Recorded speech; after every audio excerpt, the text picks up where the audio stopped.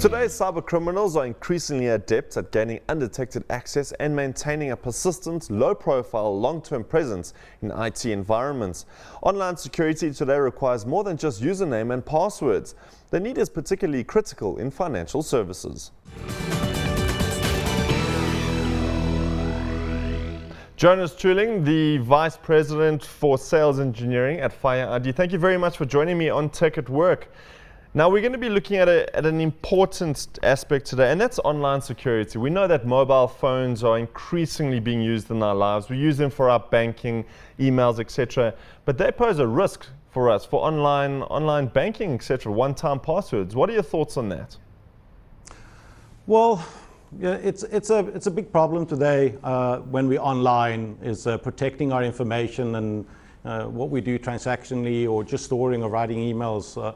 Is that most websites we use online rely purely on our username and a static passwords. The banks realized this some time back, and they gone to some extent of protecting us. So after we log on to our banking website and we try to do a transaction or add a beneficiary, they typically use a one-time technology where they will SMS us the password using a mobile phone.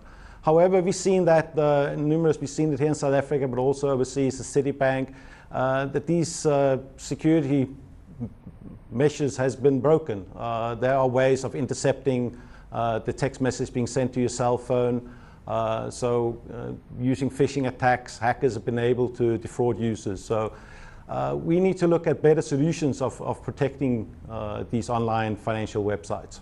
What are some of those solutions, Jonas, and what can these financial institutions be doing to ensure that their customers and consumers aren't the victims of these phishing attacks going forward?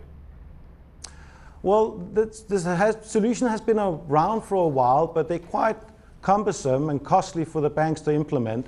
The most prevalent solution out there is what we call a hardware token or a key fob. They've got numerous names, but it's a small device that the bank will issue to their users, and the user will use that little device to generate a password that then they type in. The problem is it's obviously costly. The users, it's cumbersome because you always have to carry the device with you. They run out of battery, they get broken, or they get lost. So what we from FireID done is we've gone and developed the same solution, but instead of having a separate hardware device or key fob to generate the one-time password, we use a technology that's already ubiquitous and that all users have in their pocket, which is their mobile phone. So where they already use mobile phone for the texting of OTP, of the one-time password, what we do is we generate the one-time password on the mobile phone. So we're no longer reliant on the mobile phone having connectivity to the network, and that way there's no way that a hacker can intercept the transaction being, or the one-time password being sent to your mobile phone, or do a SIM swap and copy your cell phone and then get the text messages sent directly to them instead. We're seeing that the nature of these attacks evolving on a daily basis. If we look at the past, it used to be a case of eavesdropping or just guessing one's password. Now we're seeing Trojan horses, phishing coming into the fore. What is going to happen tomorrow? What's the future of these attacks? And have we actually thought about that?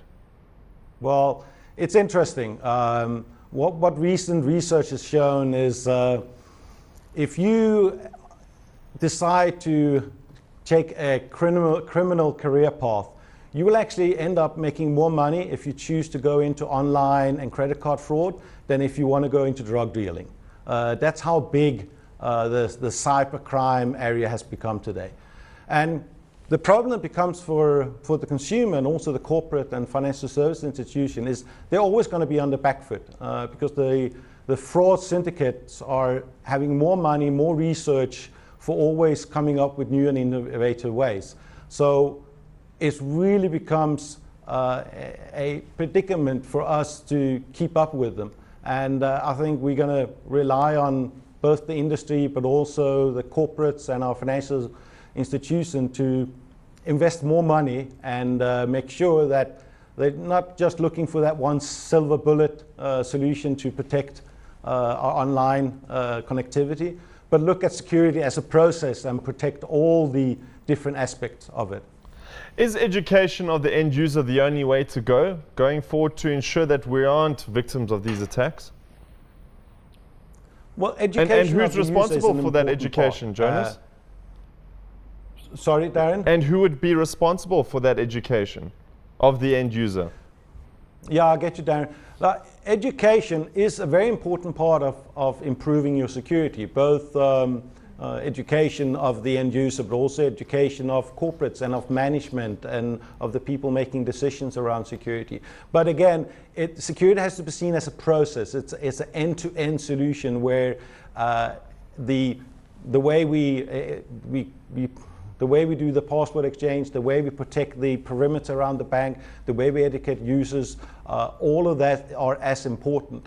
I think it's important for the financial institution to train their end users, but it's also important for the user themselves to keep abreast with the technology and understand what risk you're exposing yourself to when you go on the internet or you're getting a new smartphone with new capabilities.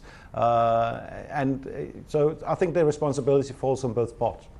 Jonas CNBC, the Vice President for Sales Engineering at FireID. Thank you very much for joining us on Tech at Work. Thanks, Darren.